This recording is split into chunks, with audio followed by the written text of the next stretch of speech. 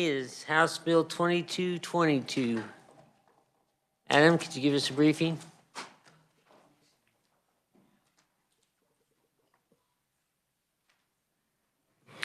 Thank you, Mr. Chairman. House Bill 2222 would require ignition interlock device manufacturers to pay fees to the state for the administration of the ignition interlock program. Under the bill, ignition interlock devices by persons whose driving privileges have been restricted by driving a vehicle equipped with such device. The bill would amend subsection C to require that a manufacturer of an ignition interlock device to pay the following fees to the Highway Patrol for the administration, oversight, and monitoring of the ignition interlock program. These fees would include a one-time fee of $10 for each ignition interlock device installed by the manufacturer in the state on and after July 1st of 2025.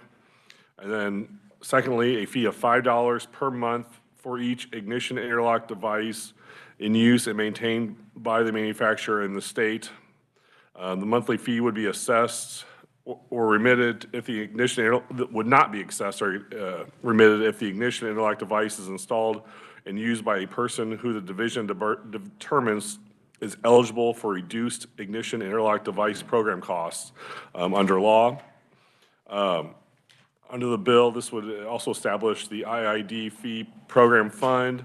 Such fund would be administered by the superintendent of the Highway Patrol, and all monies received by the superintendent would be placed in the IID fee fund to be used for the purpose of funding the administration, oversight, and monitoring of the ignition interlock program. The bill would take effect on July 1 of 2025. And with that, I'd be happy to stand for any questions. Committee questions for Adam. Senator Warren. Thank you, Mr. Chair, and thank you, Adam. Adam, I seem to recall this issue from last session about ignition interlock device and fees, and did we have that bill? What happened to it? I feel this is a discussion we have recently had. You know, Senator, I think I'm familiar that it may have come up last year. This doesn't usually come through transportation, so I'm not sure. I think it was in judiciary. So I'm not terribly familiar with it, but I do know these issues have come up in the last couple of years. So probably let the proponents maybe describe a little bit more what the past is. Right, and what we've recently done and why we're back looking at it again. So I'll ask the proponents. Thank you, Mr. Chair. Committee, further questions for Adam? Seeing none, thank you. First up, we have Lieutenant Payne, Kansas Highway Patrol. Welcome to the committee. Thank you, Mr. Chair, for this opportunity. Thank you, committee, for this opportunity as well. I'm Lieutenant Payne with the Kansas Highway Patrol, and I have the privilege of overseeing the Ignition Interlock Device Program as well as the DUI program and SFSD programs in Kansas. The Ignition Interlock is a device that is installed on a car to prevent the operation, so to speak, of that car if the person's blood alcohol concentration is above a certain level. This is mandated by Department of Revenue. A restriction is put on their driver's license for those charged or DUI offenders since 2012. What House Bill 2222 would do is, just as you've heard, $10 per install and $5 per monthly fee, which would be waived if the person is approved for the affordability program. We feel this program is essential for public safety and the mission and the goals of the Kansas Highway Patrol in reducing those impaired driving incidents. Just to speak to the efficacy of the program, in 2024, we had 9,915 devices installed. Of those devices, they prevented the start of a vehicle when the blood alcohol concentration is 0.03 to 0.079, 67,212 times. When a person's BAC is 08 or greater, those devices prevented the start of a vehicle 8,373 times.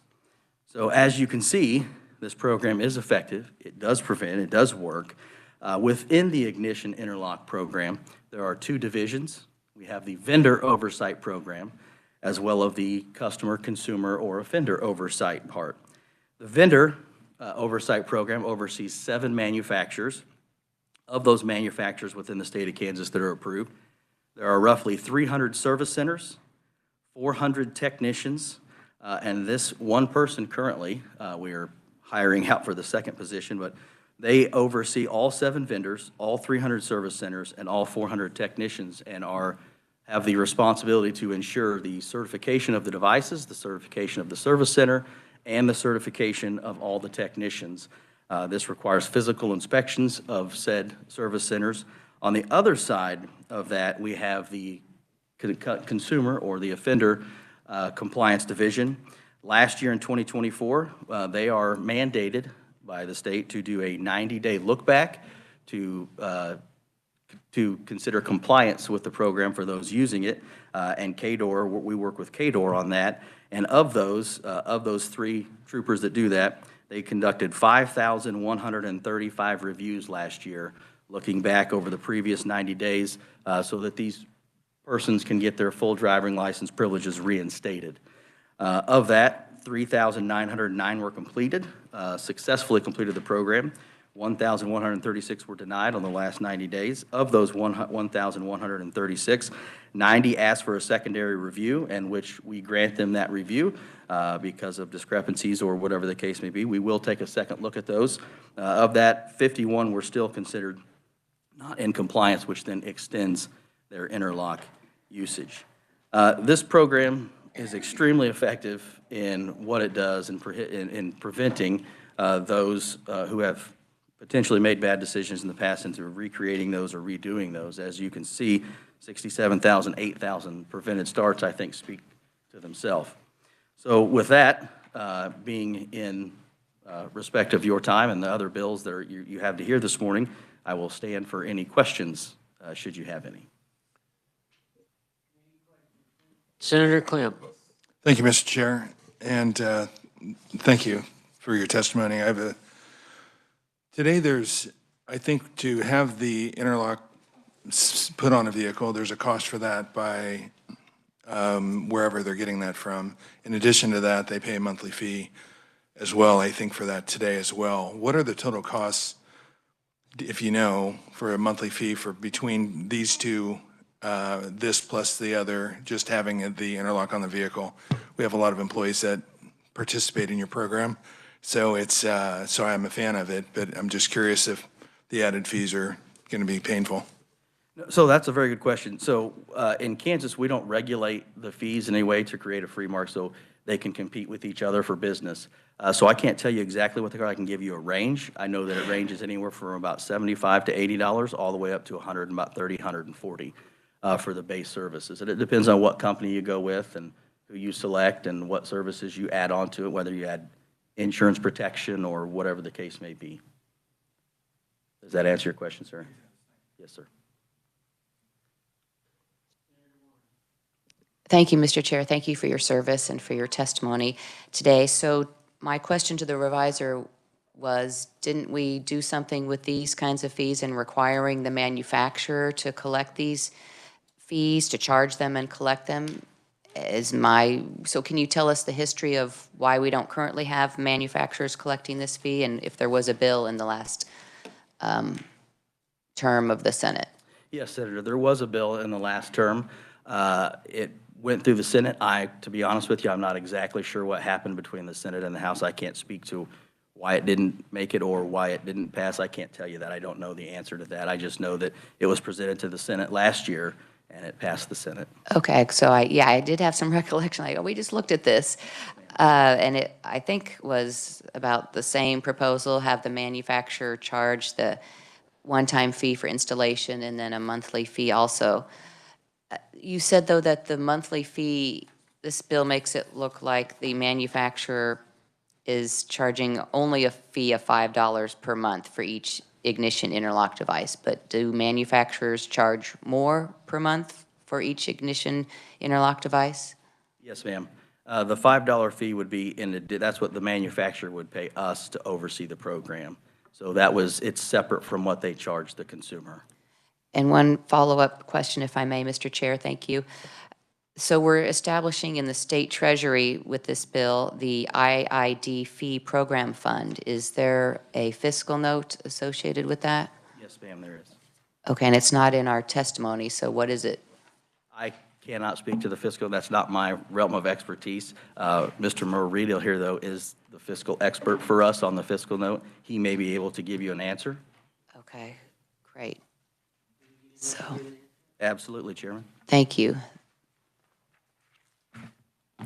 Yeah, Mr. Chairman, I'm Merle Riedel, Executive Officer for the Highway Patrol. There is a fiscal note submitted by the Division of the Budget.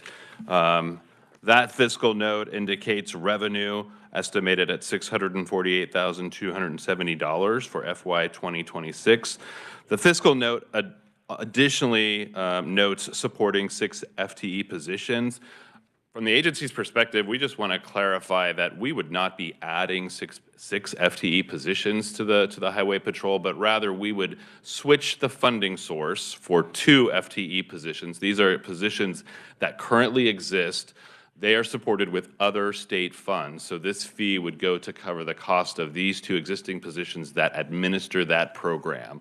The revenue could support other FTE positions in the future, which we would repurpose from other positions within the agency, but it is not the agency's objective to add additional FTE for this program, but rather shift the funding source and in the future probably shift some other existing FTE positions. Part of the challenge is too, we have troopers that are involved in reviewing some of those compliance aspects. And that's not really, for our perspective, the most useful time for a trooper. We would rather have them doing pure law enforcement functions and perhaps use some civilian staff to cover those types of roles. So, Mr. Chairman, hopefully that addresses the questions. I can stand for questions on the fiscal note. So there's no fiscal impact because funds would be switched around in the Treasury Department or in where? So we would switch those funds at the agency. So rather than paying their salaries and wages out of the another KHP staffing and training fund, we would pay the salaries and wages for those 2 individuals. We would pay this out of this IID fee program fund. Thank you. Thanks, Mr. Chair. Committee, further questions? Senator Corson. Thank you, Mr. Chair. So and thank you for being here. Thank you very much for your service. So I know that, you can't predict the behavior of a manufacturer, but it sounds like the anticipation is that this is really, the fee is going to be passed on to the customer. It sounds like that's what we're anticipating. Even though, the manufacturers aren't here to testify, but it sounds like that's the assumption that we're kind of operating under, is that right now manufacturers are currently charging whatever they charge their customers, and that's kind of a private sector transaction. And then this fee would then actually, they wouldn't necessarily have to charge a customer, but this would be from the manufacturer to the state. But I think what it sounds like from the testimony is the assumption is that this is just going to be passed on then to customers. Is that kind of how we should be thinking about it as a committee? Best you can suss out? Most likely. I can't speak as to what the manufacturers do. Right. But that exact reason is why when we propose this is the people who are on the affordability program or reduced cost, the monthly fee would be waived. So that's not passed on to be more burdensome to someone who may struggle already.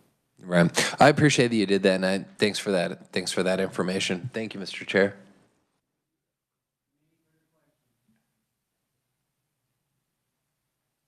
Seeing no further questions? Is Ed Klump here wanting to testify? Thank you for your testimony. Thank you, Mr. Chair. Thank you for your time. We'll accept Ed Klump's as written in. Next, is there any other proponents? Any opponents? Any neutrals? We'll close the hearing on House Bill 2222 and turn our attention to House Bill 2030. Adam, can you give us a briefing?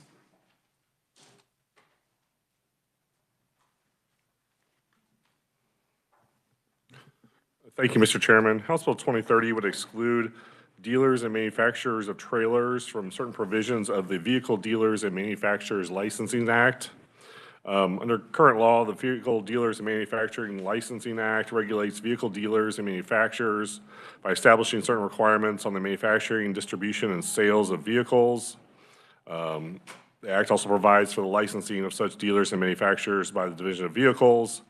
Under the bill, this would exclude vehicle dealers and manufacturers of trailers from certain provisions and requirements that generally apply to licensees.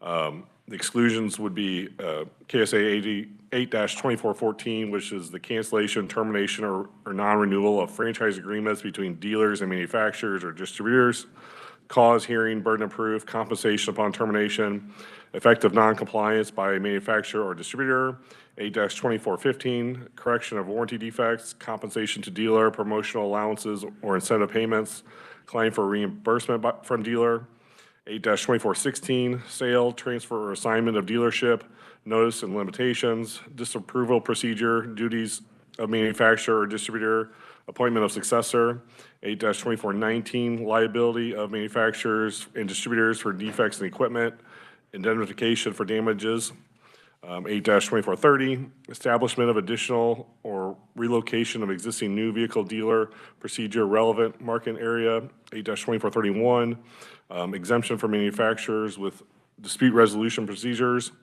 8-2438, ownership and operation of new vehicle dealership by certain entities which are prohibited, 8-2439, delivery of motor vehicles to persons in state and who is authorized to deliver, 8-2445, franchise agreements prohibiting manufacturers from engaging in certain activities, and 8-2446, recall repairs and compensation by manufacturer. As stated, all these provisions will be excluded from manufacturers of trailers, and however, the remaining provisions of the Vehicle Dealer Act would still apply. And under the bill, these provisions would be effective on July 1st of 2025. And with that, I'd be happy to stand for any questions. Committee questions? Seeing none, thank you, Adam. First up, we have Pramod Raja via WebEx. Do we have him online? Yeah, I'm here, Mr. Chairman. Can you hear me? You loud and clear. Trying to get the video to work. Apologies for that. It's not popping up on my end. There we go. All right, Mr. Chairman, my name is Pramod Raju. I'm here on behalf of American Trailer World. Thank you and the committee for allowing me the opportunity to speak today. I wanted to start by just giving you a quick description of American Trailer World. We are one of the largest domestic manufacturers of hauled or drawn trailers. We produce trailers such as utilities, cargoes, dumps, tilts, goosenecks, and a variety of others. And we also own around 75 retail locations across the U.S. We primarily sell our trailers through big box retail locations, independent dealers, and our owned retail locations. Now, we support this bill for a few key points. First, the existing regulations place certain requirements on how trailer dealers operate. And this includes a variety of things like showroom setup, the provision of service, advertising requirements, and a variety of others. And these are really geared towards motor vehicle dealers and how they operate, and not really trailer dealers. And we believe by removing these requirements on trailer dealers, it provides more flexibility for them to operate in a way that's more consistent with the broader industry. Second, the trailer industry really does operate in a way that's fundamentally different from the motor vehicle industry. And we believe that makes these laws overly burdensome on trailer manufacturers. Now, specifically, the trailer industry does not operate under a franchise model. Unlike motor vehicle dealers, most trailer dealers sell multiple brands from multiple different manufacturers. And these dealers often have the freedom to switch out brands and manufacturers they carry. Also, there's just a very large number of trailer manufacturers in the US, and that really provides a fair amount of flexibility, choice, and protection for trailer dealers in the way they operate. And we believe by removing franchise protections for the trailer industry, it will just allow for the development of bilateral agreements that make sense for our broader industry. Third, about 2/3 of states in the US already exclude trailers from the motor vehicle franchise laws, and that includes the vast majority of Republican states. And as a result of this dichotomy, manufacturers like us have to develop different operating models for states that exclude trailers from the manufacturing franchise laws versus those that include trailers in the manufacturing franchise laws, like Kansas. And we believe that removing trailers from these motor vehicle franchise laws will just make it easier for the trailer industry to do business in the state of Kansas. Lastly, we would expect these regulations to continue to evolve and change in the future, largely driven by the needs of the motor vehicle industry. And just given the difference in operating models between the motor vehicle industry and the trailer industry that I just noted, I would expect any future changes to just further misalign the application of these regulations to the way the trailer industry operates. So for these reasons, we ask for your support of this legislation to make it both easier for the trailer industry to operate in Kansas and just to make it more consistent with other states that the industry operates in today. Thank you. Committee questions. Senator Klemp. Thank you, Mr. Chair. Just curious, what are some of the challenges that you have today with operating in the state of Kansas? And I'm not sure exactly where you manufacture, but could you just educate me on that? Yeah, sure. So we have about, let me start with your second point. We have about 22 or 3 manufacturing facilities. They're really spread across the U.S. I would say in the region closest to Kansas, most of our manufacturing sits within Texas and the Oklahoma area, and we can ship from those facilities into the Kansas state, into the state of Kansas, which we do through dealers located in Kansas. I think on the first point, there's one, the points I made around the dealers and just the laws not aligning to necessarily how trailer dealers operate.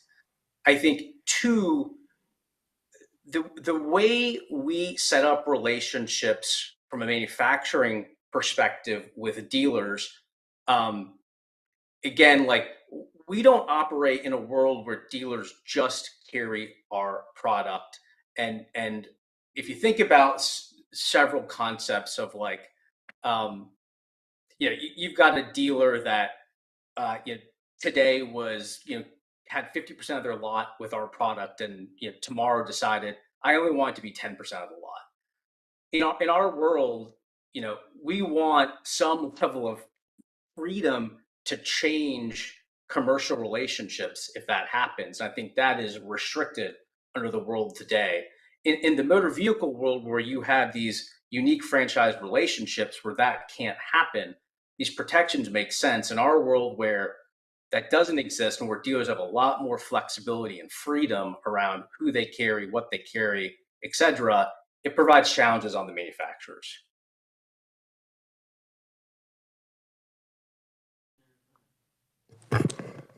Thank you. No further questions, Mr. Chair. Further questions?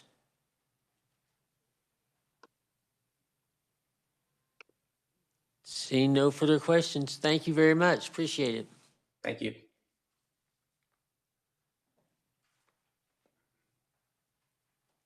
Are there any other proponents?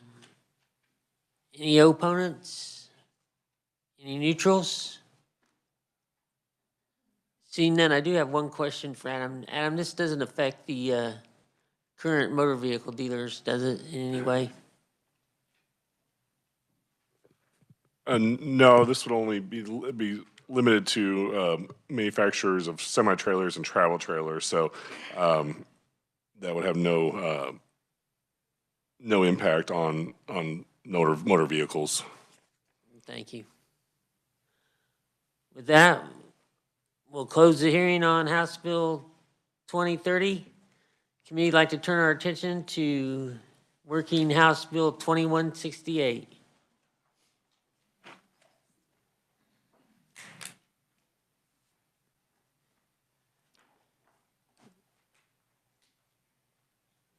You ready to give us a briefing now?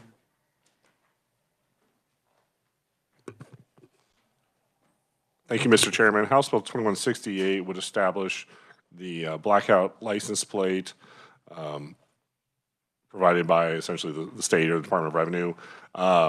This would include anybody seeking to have a blackout license plate would pay an annual fee of $50 to the county treasurer.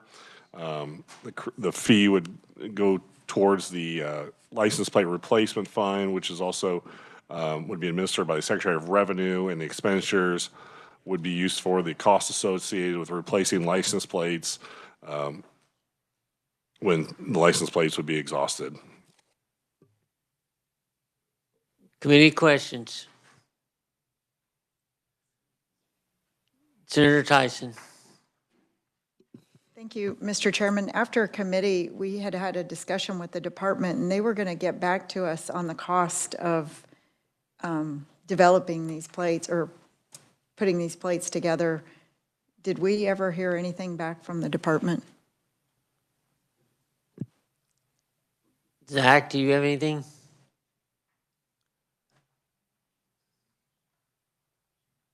Good morning, Chairman, members of the committee. Zach Denny, Kansas Department of Revenue. I believe I did send an email out with some information on the, I can try to bump it for you right now if you want me to send it again. But yeah, we did send that information out to both Senator Arterbright and Senator Tyson. So I'll go get that for you real quick. So if I may, Mr. Chairman, we're not trying to put a kink in this. We just want to know what it costs for them to produce these plates. So I think if I can, off the top of my head, it was about $10.13 was the total cost to produce one of the, to replace a plate. and if I may, Mr. Chairman, a custom plate? I'm sorry, a custom plate, you mean like a personalized one, or? I think that's just for all of the standard sized license plates, it would cost that amount. It may vary depending on, some of them are smaller, but I think those are more special cases. Thank you, Mr. Chairman. Thank you. Committee, what's your pleasure on this bill?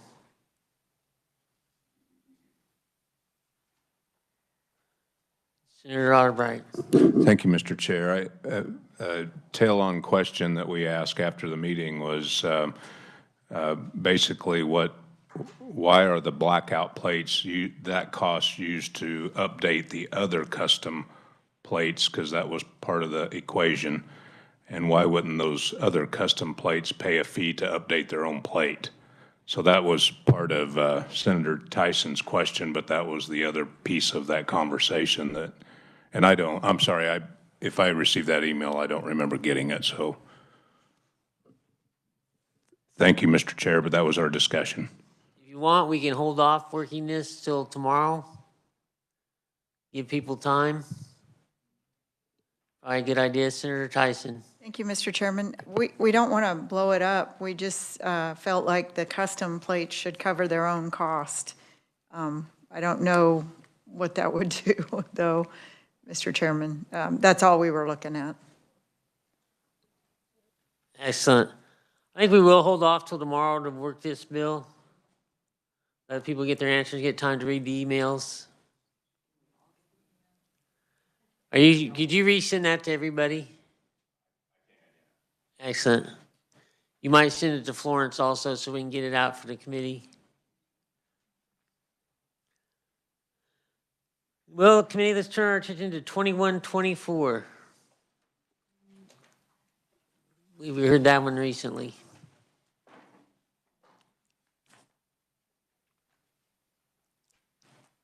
Adam, could you give us a quick overview?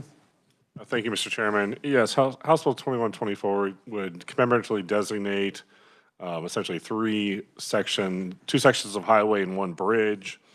It would name section of U.S. Highway 160 as the Corporal Monty Wayne Forrest Memorial Highway. It would name section of U.S. Highway 77 as the POW MIA Memorial Highway. And lastly, it would designate a bridge on K82 Highway in Clay County as the POW MIA Memorial Bridge, all subject to the cost requirements of payment of cost of the signs plus 50%. Committee, I would like to propose an amendment to this bill to change the effective date to the register. That's a motion. Do we have a second? Seconded by Senator Cluse. Any further questions on that amendment? All those in favor signify by saying aye. Aye. Those opposed? Amendment is adopted. Committee, what's your pleasure on your bill? Senator Cluse. Thank you, Mr. Chairman. that we move this 21-24 out favorably, as amended, yes. We have a motion by Senator Cluse, seconded by Senator Arterbright to move 21-24 out favorably as amended. Any further discussion? Seeing none, all those in favor signify by saying aye.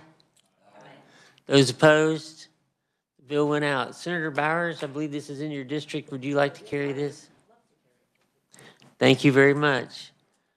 Committee, can we turn our attention to House Bill 2031? Adam?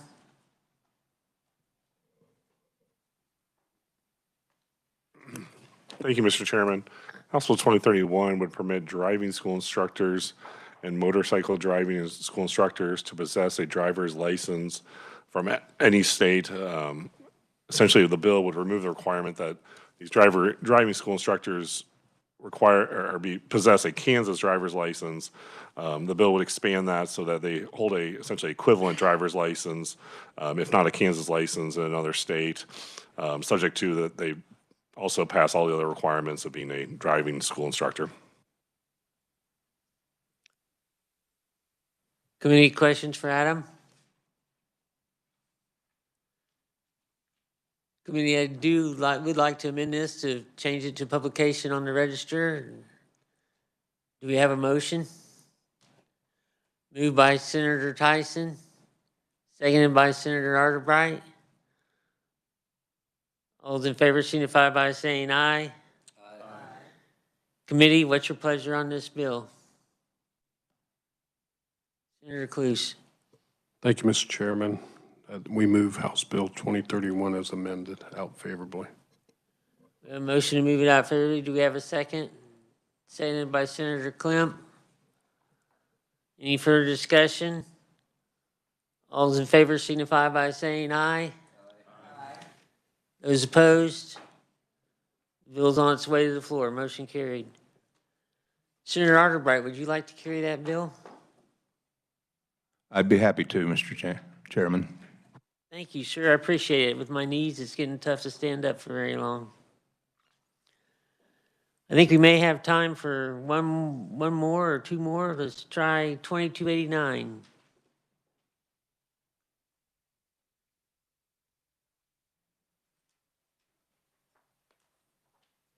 Adam? Thank you, Mr. Chairman. House Bill 2289 modifies provisions related to the issuance and the production of license plate. Under the bill, currently under statutory law, personalized license plates are supposed to be issued 2 plates.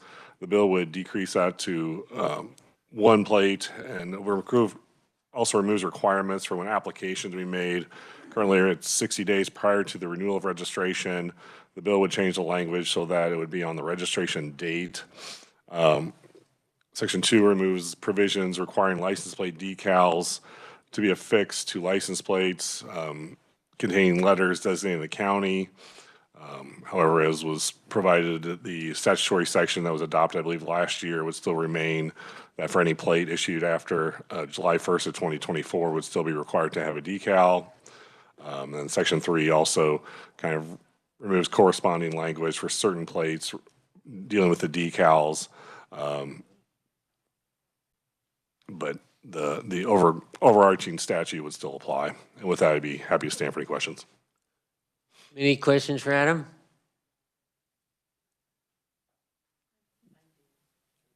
Senator Bowers. Thank you, Mr. Chair. Adam, with some concerns I've had from people at home where they have a lower number of K-State tags, for instance, and this is due to the readers on our K-tag application that we use. This would our constituents then, there'd only be one issued, and they would be reissued new tags with the new number, and it would eliminate their low tag. Just a concern I've had from constituents at home that they lose their low number on tags. Do you see that would be addressing that situation? Adam? I don't believe this, I'd probably defer to revenue. I don't believe this bill would have any application to that issue of issuance of new tags. This is more of I'm not going to call it technical cleanup, but it has more of a cleanup of provisions I believe revenue is already kind of performing. I might defer to revenue to fully answer that question. Would you like to come forward?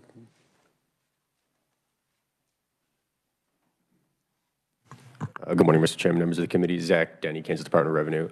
No, this bill would not do that. This is really just cleaning up some things that are no longer required due to license plates being digitally printed. I will say the plate replacement that we are trying to fund would do that. And I do know people get very attached to their personalized plates. So we are aware of that. But this bill would not do that. So thank you. Thank you, Zach, and thank you, Mr. Chair, and thanks, Adam. Senator Tyson. Thank you, Mr. Chairman. So Senator Argabright and I were discussing maybe this would be the bill to put the fee on to cover the custom plates instead of the other bill. I'm not sure. Or would it work on either bill? And we can work this one and then do the other one. It's whatever you think. Or if you want to go back to the other one and work it and. Let's go ahead and work this. This is a cleanup for our county designations. I'd hate to get it. Okay, that's great. I'll make the motion then, if you want, Mr. Chairman. To Move it out. change the date. Oh, yeah, to do that. Thank you. We have a motion to change the date to move it to the register. Seconded by Senator Cluse. Further discussion, all those in favor signify by saying aye. Those opposed, motion is adopted. We're back on the bill. Committee, what's your pleasure? Senator Tyson. I'll make the motion to move it out favorably for passage. Moved by Senator Tyson, seconded by Senator Klemp.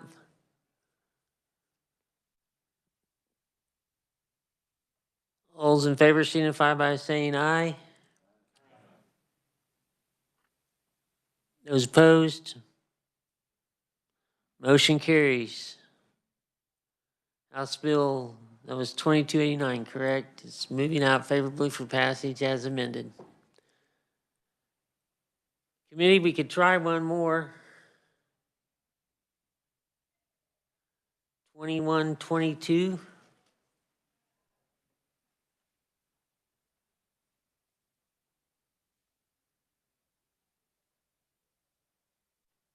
Adam? Thank you, Mr. Chairman. House Bill 2122 would modify the threshold limit for allowing quarterly payments of annual registration fees for certain truck and truck tractor owners. It also removes the 2-quarter grace period for delinquent quarterly payments. Under existing law, truck or truck tractors pay an annual registration fee that can be broken up onto a quarterly basis if the fee exceeds $100.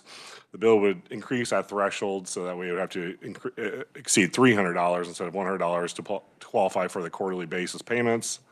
And also under the law, quarterly payments are not considered delinquent until an owner fails to make any 2 quarterly payments. The bill would strike this and that any delinquency would be considered delinquent after 10 days once the quarterly payment is due. Any questions on the bill? I did have a question. Yes, but thank you, Mr. Chair. On the quarterly payment privilege, one of the challenges that I've had some feedback on is if there's a missed payment by a few days, you lose the ability for a quarterly payment privilege. And I would say that most of the time for businesses, the size of that payment to have to pay that in a lump sum can be significant. So that when I was hearing this, I had an issue with that originally. And it was just an area that whether you're a few days late on a payment or it gets there, arrives in the mail late, there's a denial that, and that seems to be very helpful for businesses where they don't have to pay that sometimes $30,000 or $40,000 for a large fleet. But that was my concern.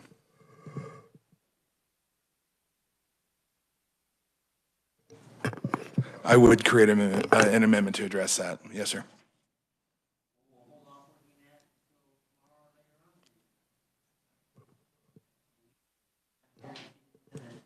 Thank you, sir.